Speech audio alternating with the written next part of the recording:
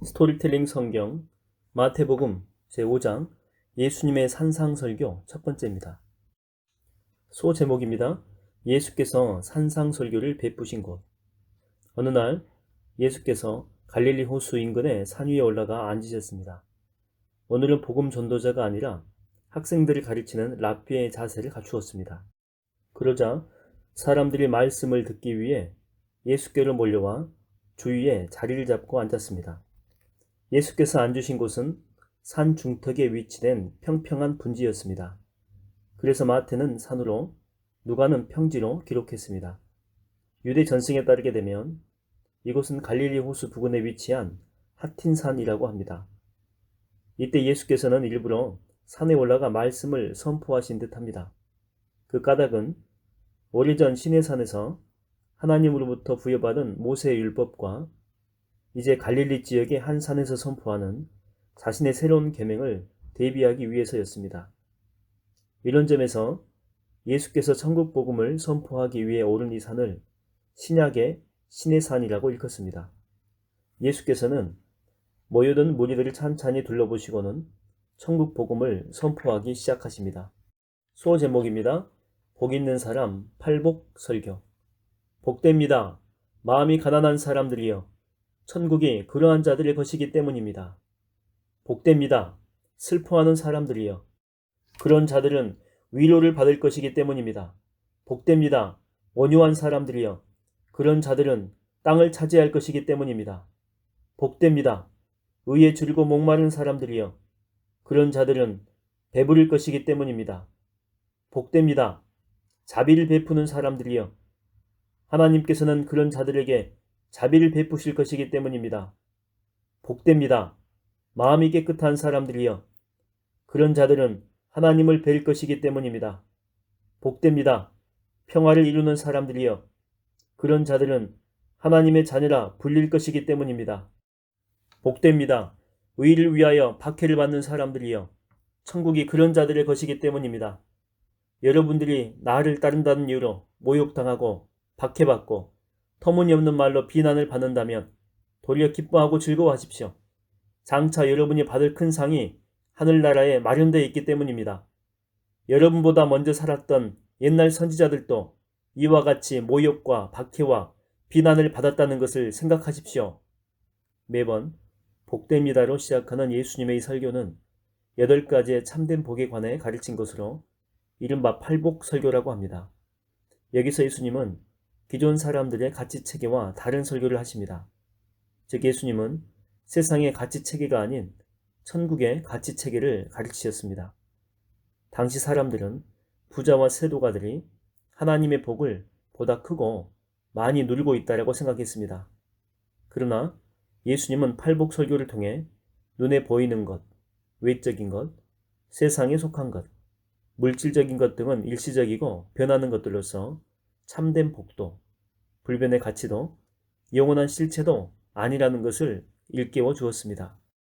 예수님은 세상의 물질적 가치를 떠나 겸손한 마음, 회개하는 심령, 온유한 성격, 의의를 구하는 자세, 자비로운 태도, 순결한 마음, 화평을 만드는 인격, 의로운 삶 등 내적이고 영적인 가치가 천국 시민에게 합당한 진짜 소중한 가치요, 영원히 불변하는 참된 복임을 밝히 일깨워 주셨습니다.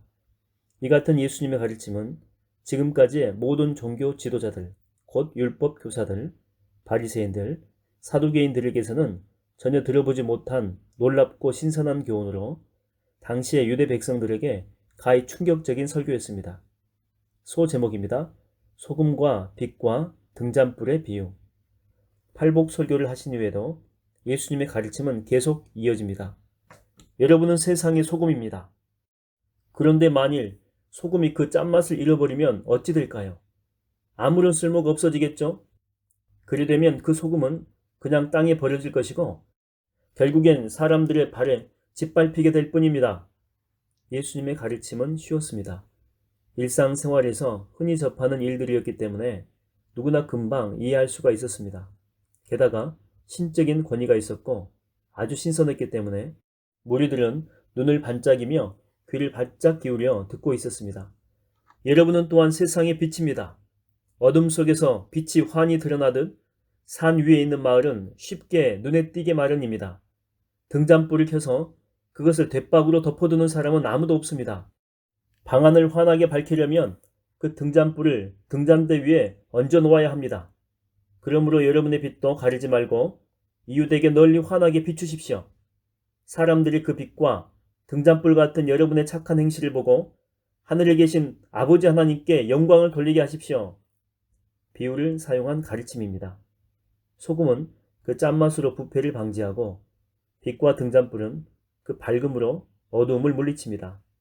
불순종과 타락으로 인해 부패한 세상에서, 죄악으로 인해 캄캄한 세상에서 하나님의 자녀들, 곧 성도들은 마치 소금과 빛처럼 거룩함과 의로움과 착함과 선함의 행실로서 타락과 부패를 방지하고 죄악의 어두움을 물리침으로써 하늘의 하나님께 영광 돌리는 삶을 살아가야 된다라고 하는 그런 가르침입니다. 소제목입니다. 율법에 관한 가르침. 예수님은 율법에 관해서도 가르치십니다. 여기서 율법, 히브리어로는 토라라고 하죠. 이 율법은 좁게는 모세오경을 말하고 넓게는 구약성경 전체를 가리킵니다. 여러분, 내가 모세의 율법이나 선지자들의 예언을 없애러 왔다라고 생각하지 마십시오. 나는 그것들을 없애러 온 것이 아니라 도리어 완성하러 왔습니다.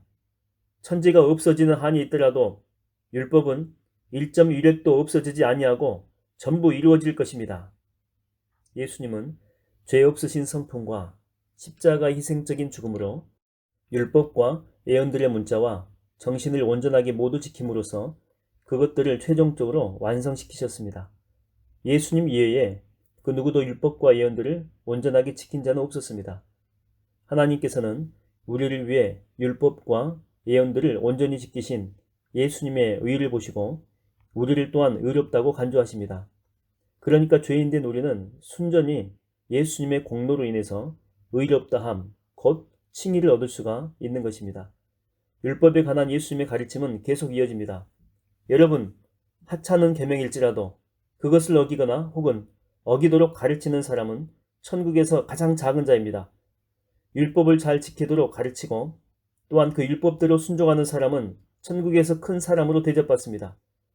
여러분들이 바리새인들과 서기관들보다 더 의롭지 아니하면 결단코 천국에 들어가지 못합니다. 이 같은 예수님의 가르침에서 우리는 두 가지 깨달음을 얻을 수가 있습니다.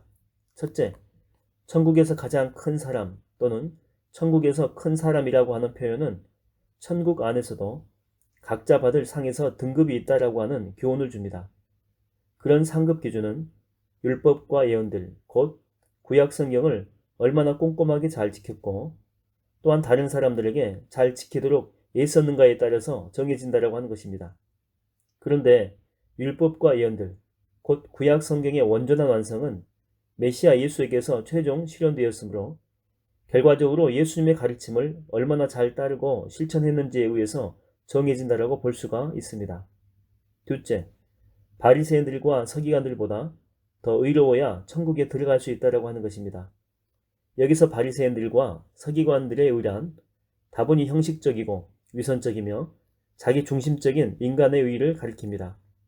그러나 그보다 더욱 의로운 의, 곧 천국에 들어갈 수 있는 참된 의는 그들처럼 스스로 주장하는 인간적인 의가 아니라 하나님께서 인정해주는 의로서 곧 내적이고 영적인 의입니다. 이 같은 의는 결국 바리새인들과 서기관들처럼 율법 준수를 자랑하는 가짜 의가 아니라 율법의 완성자이신 예수님을 믿고 따르는 의인데 이것이야말로 진짜 의입니다. 하나님은 바로 이 같은 진짜 의, 곧 예수님의 공로에 전적으로 의존하는 의를 의롭다고 인정하고 그런 자를 천국 시민으로 받아들이는 것입니다. 소제목입니다. 분노에 관한 가르침.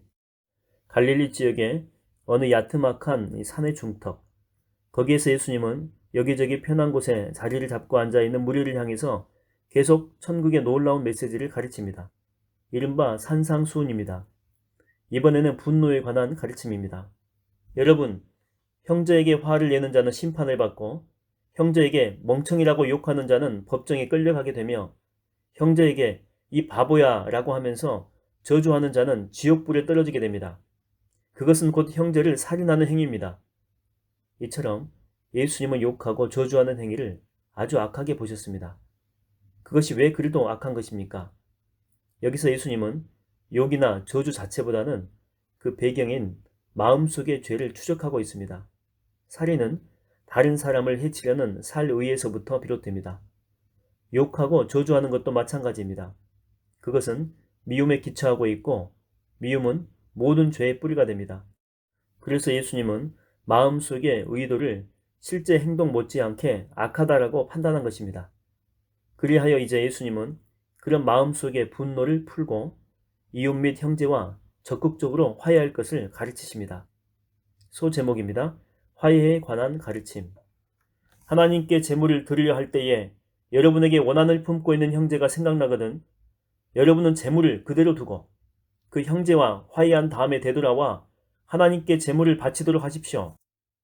제물을 통해 하나님과 화목하기를 원하기 전에 먼저 자신과 원한 관계에 있는 이웃과 적극적으로 화해를 실천하라고 하는 가르침입니다.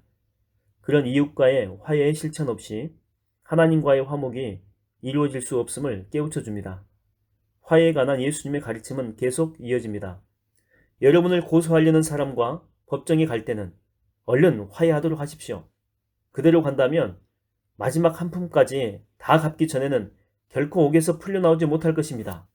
아직 화해하고 돌이킬 시간과 기회가 남아있을 때 최선을 다해서 고소하려는 사람과 화해하고 화목을 이루어야 한다라고 하는 가르침입니다. 그렇게 하는 것이 천국 시민 될 자의 합당한 처사로서 하나님의 기쁘신 뜻이기 때문입니다. 이 같은 예수님의 가르침은 기존의 율법주의적인 바리새인들이나 서기관들에게서는 접해볼 수 없었던 놀랍고도 신선하며 획기적인 가르침이었습니다. 소제목입니다. 간음과 이혼에 관한 가르침. 이번에는 간음과 이혼에 관하여 말씀하십니다. 모세 율법에는 간음하지 말라라고 쓰여 있습니다. 그러나 오늘날 나는 여러분에게 말합니다. 여자를 바라보고 음란한 생각을 하는 사람은 이미 마음속으로 그 여자와 간음을 행한 것입니다. 간음에 대한 예수님의 판단은 철저했습니다. 간음이라고 하는 실제적인 행위 이전에 눈과 마음 속에서 이루어지는 음란한 생각조차도 이미 간음을 행한 것으로 간주하신 것입니다. 가르침의 핵심은 이러합니다.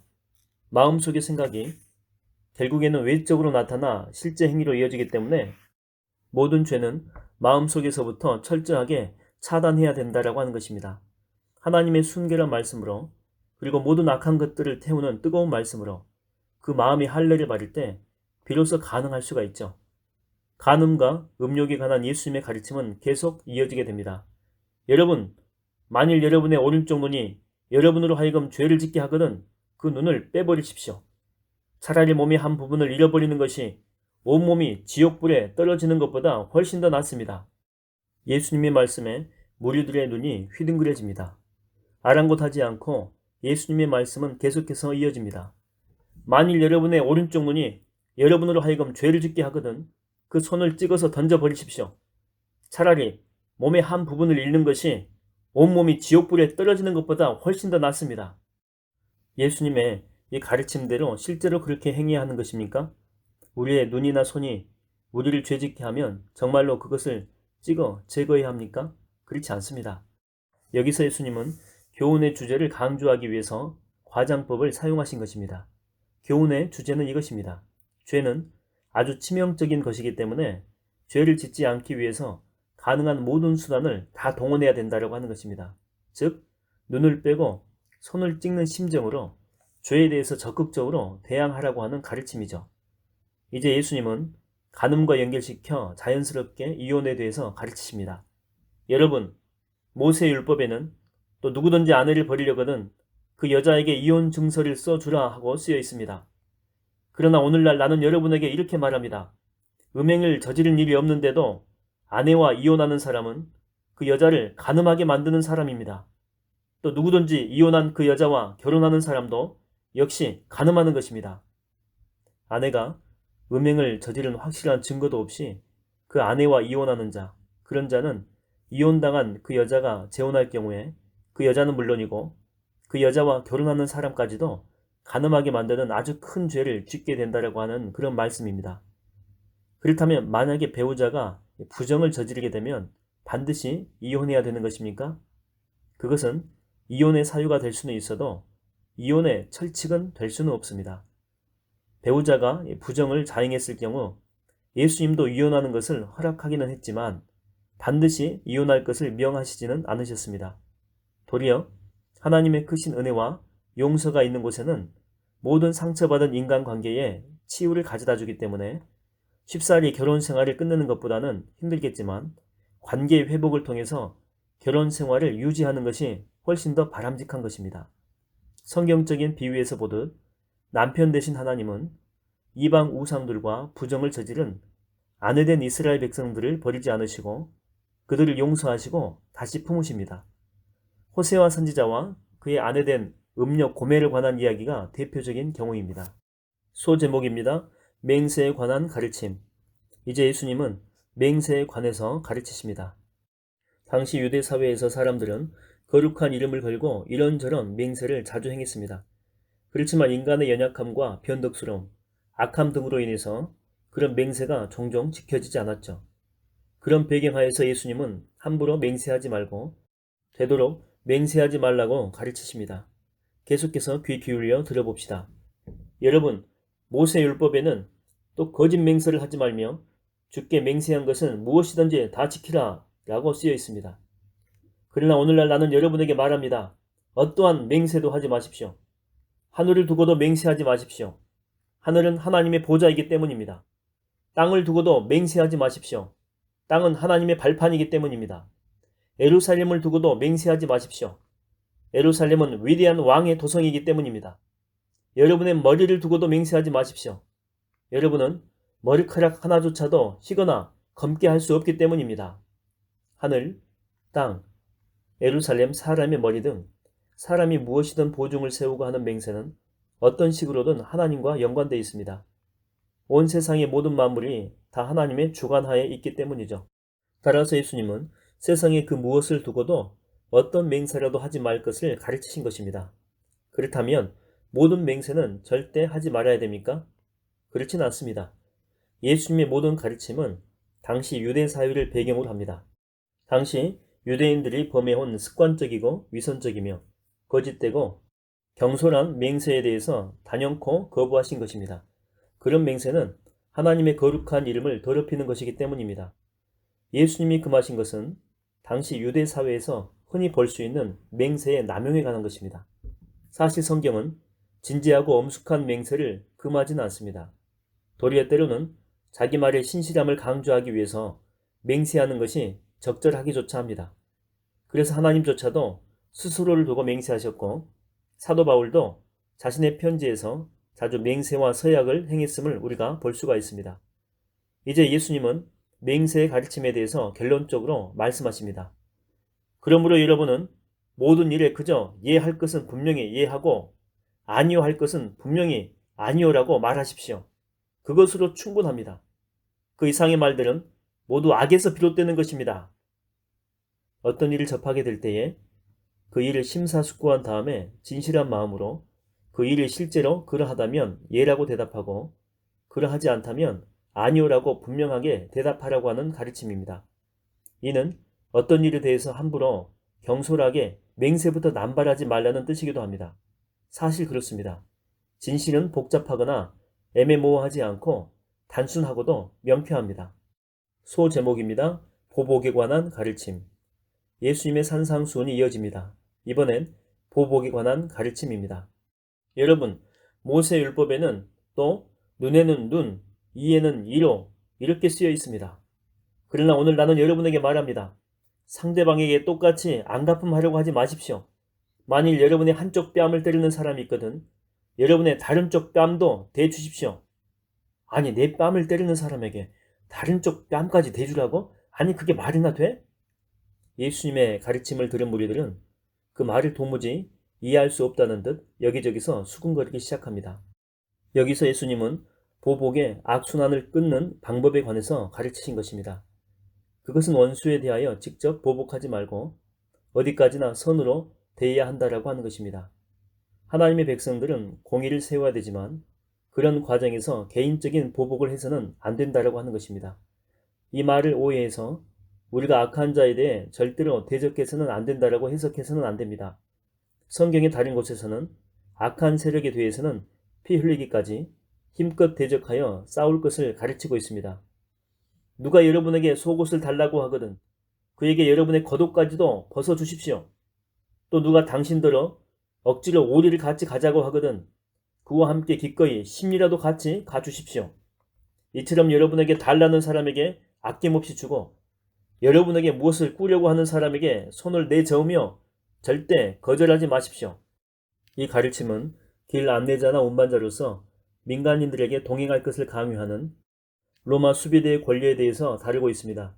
로마 군인들은 민간인들을 강제 징용해서 군수 물자를 규정된 거리 약 3리, 성인의 1000보 정도만큼 운반시킬 수가 있었습니다. 법 규정에 일치하지 않는 봉사도 때로는 강요했습니다. 이렇게 강제로 징집당하면 화가 치밀어 오릅니다. 그런 경우라도 천국 시민들이 가져야 될 자세는 앙심을 품거나 복수심이 아니라 그냥 자원하는 마음으로 도움을 주라고 하는 것입니다. 예수님의 가르침에서 우리는 언제든지 그 가르침의 문자 하나하나에 얽매이지 말고 가르침의 전체적인 교훈에 주목해야 됩니다. 여기서 교훈은 이것입니다. 어려운 이웃과 형제에 대해서는 마땅히 도움의 손길을 내밀되 사랑과 자비의 마음으로 마땅히 행할 바 그 이상의 것을 기꺼이 행하라고 하는 것입니다. 그것이 율법의 본래 정신이기도 했지만 이런 의미에서 예수님은 율법의 완성자로서 이 땅에 오신 것입니다. 소제목입니다. 사랑에 관한 가르침. 예수님의 가르침은 계속해서 이어집니다. 무리들은 시간 가는 것도 까맣게 잊고서 새롭고도 놀라운 예수님의 가르침에 바짝 귀를 기울입니다. 이번에는 사랑에 관한 가르침입니다. 여러분, 모세율법에는 또 이웃을 사랑하고 내 원수를 미워하라 라고 쓰여 있습니다. 이 본문은 레위기 19장 18절의 말씀인데 하지만 내 원수를 미워하라는 율법은 없는데 이는 선민의식에 사로잡혀서 이방인들을 개, 돼지 취급하며 배타시한 유대인들의 관습을 우회적으로 표현한 말입니다. 그러나 오늘날 나는 여러분에게 밝히 말합니다. 여러분은 여러분의 원수를 사랑하십시오. 또 여러분을 박해하는 자들을 위해서 기도해야 됩니다. 그래야만 여러분이 하늘에 계신 아버지의 자녀가 될 것입니다. 하늘아버지는 악한 사람에게나 선한 사람에게나 똑같이 햇빛을 비추어 주시고 의로운 사람에게나 불의한 사람에게나 똑같이 비를 내려주십니다. 아무런 차별이나 구별이 없는 하나님의 똑같은 햇빛과 똑같은 비, 그것은 만민에게 골고루 은총을 베푸시는 하나님의 일반 은총을 가리키는 것입니다. 이 같은 하나님의 일반 은총 덕분에 악한 사람과 불의한 사람이라도 나름대로 자기의 복을 누리며 살아갈 수가 있습니다. 한편 여기서 예수님이 말씀하신 사랑이라고 하는 것은 이른바 아가페로서 혈연관계나 어떤 이해관계에 근거를 두지 않는 순수하며 헌신적인 사랑을 가리킵니다. 이어지는 가르침에서 예수님은 그런 사실을 말씀하십니다. 만일 여러분이 여러분을 사랑하는 사람만 사랑한다면 여러분에게 무슨 상이 주어지겠습니까? 세리들도 그 정도는 하지 않습니까? 여러분이 가까운 이웃들과만 인사하고 지낸다면 남들보다 나을 것이 뭐가 있습니까? 이방 사람들도 그렇게는 하지 않습니까? 그러므로 여러분은 하늘에 계신 여러분의 아버지께서 온전하신 것 같이 모쪼록 여러분도 온전한 사람이 되십시오. 아니 우리들은 하나님처럼 온전한 사람이 되라고? 그게 어찌 가당키나 한 말인가? 무리들이 그렇게 생각하는 것도 일리가 있습니다. 그렇지만 예수님도 잘 알고 계십니다. 세상에 누가 하나님처럼 온전할 수가 있겠습니까? 아무도 없죠. 다만 여기 예수님의 가르침은 하나님처럼 죄 없는 온전함이 아니라 하나님의 사랑으로 행하는 성숙한 삶을 가리키고 있습니다. 즉 완벽한 삶이 아닌 영적으로 충분히 성숙한 삶을 가리킵니다. 그런 성숙한 사랑의 삶이 이웃과 형제에 대하여 또 심지어 원수에게조차도 실천돼야 된다라고 하는 것입니다.